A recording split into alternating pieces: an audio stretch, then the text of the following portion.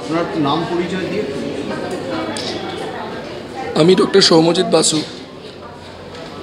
Spine research foundation একটা সংস্থান যা আমরা 15 বছর চালিয়ে আসছি। এই সংস্থানের মাধ্যমে আমরা এডুকেশন, ট্রেনিং, রিসার্চ এবং ফাইন্যান্সিয়াল হেল্প করি যে এই সমস্ত রোগীদের আর্থিক সামর্থ্য নেই জটিল শিরদাঁড়ার অপারেশন করানোর জন্য। আমরা এটা 15 বছর ধরে এগিয়ে এসেছি অনেকটা, এবং আমরা চাইব যে ভবিষ্যতে এটা আরও সমৃদ্ধশালী হোক, আরও রুগীকে আমরা চিকিৎসা করতে পারি। এবং এই চিকিৎসা আমরা নিজেরা তো কোনো পারিশ্রমিক নিই না, বরং হাসপাতালের যে খরচ এবং ওষুধপত্রের খরচ এবং ইমপ্লান্টের খরচও আমরা এই সংস্থানের মাধ্যমে পেমেন্ট করার ব্যবস্থা করি। রুগীদের নিজেদের দিক থেকে তাদের অনেক সুবিধে হয়। বহু লোকের যাদের আর্থিক সামর্থ্য নেই তাদের পক্ষে এইরকম একটা সংস্থানের জন্য তারা অনেক জটিল অপারেশন করার সুবিধে পায়। স্যার, আপনার কাছে আজকে প্রোগ্রামটা নিয়ে একটু বলুন, আপনার পরিচয়। আমি ডক্টর শ্রীরঞ্জন সারেঙ্গি, আমি নিউরো অ্যানেস্থেসিওলজিস্ট। স্পাইন রিসার্চ ফাউন্ডেশনের সাথে আমার যোগাযোগ 15 বছর থেকেই, এবং বর্তমানে আমি একজন ট্রাস্টি বোর্ডের মেম্বারও। আজকের যে অনুষ্ঠানটা আমরা করতে চেয়েছি সেটা বিশেষ কারণ হচ্ছে যে এতদিন অবধি আমরা যা কাজকর্ম করেছি সেটা একটা পর্দার আড়ালেই থেকে গেছিলো। আমরা চেষ্টা করছি আস্তে আস্তে যাতে এই খবরটা প্রত্যন্ত জায়গায় গিয়ে পৌঁছয়, এবং সেখানে সংবাদ মাধ্যম ছাড়া অন্য কোনো মাধ্যমে আমাদের দেওয়ার কোনো উপায় নেই। তবে সবসময় একটা ভীষণভাবে একটা সন্দেহ জাগে যে সত্যি এই কাজটা হচ্ছে কি না।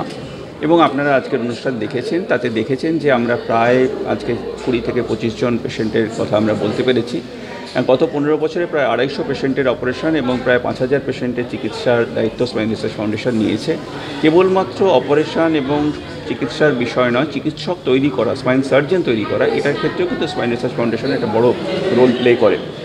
গত 15 বছরে প্রায় 50-এরও বেশি স্পাইন সার্জন আমাদের কাছ থেকে প্রশিক্ষণ নিয়ে দেশের বিভিন্ন জায়গায় আজকে নিজেদের সুপ্রতিষ্ঠিত করতে পেরেছেন। রিসার্চ ওয়ার্ক, নতুন নতুন স্পাইনের বিষয়ে নতুন নতুন চিন্তাভাবনা নিয়ে আসা, অন অ্যান অ্যাভারেজ 15 থেকে 20খানা পেপার আমাদের জার্নালে, দেশি বিদেশি জার্নালে আমাদের পাবলিশ হয়।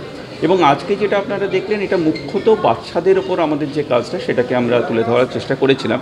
কিন্তু বড়োদেরও এই অসুবিধে হয়।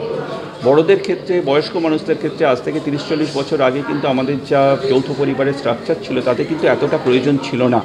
কিন্তু আজকে আমরা সবাই প্রায় একা, পশ্চিমবঙ্গ, কলকাতা প্রায় বয়স্ক মানুষেরা একা হয়ে যাচ্ছে। সেখানে তাদের সকালবেলা বাজার করতে গেলে ওই সাপোর্টের দরকার।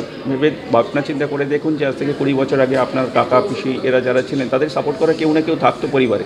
আজকে তাকে কিন্তু সকালবেলা বাজারটাও করতে যেতে হবে নিজেকে।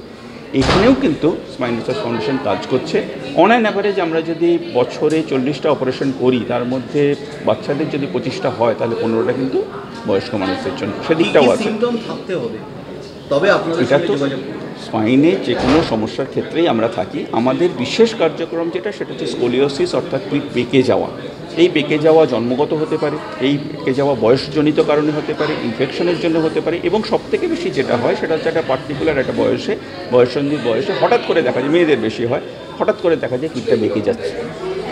ডিফর্মিটি, স্পাইনাল ডিফর্মিটি নিয়ে আমরা কাজ করি। এবং সত্যি কথা বলতে কি, যে কোনো ধরনের স্পাইনের প্রবলেম, স্পাইনাল টিউমার ইত্যাদি সব কিছুর ক্ষেত্রে কিন্তু স্পাইন রিসার্চ ফাউন্ডেশন কাজ করে।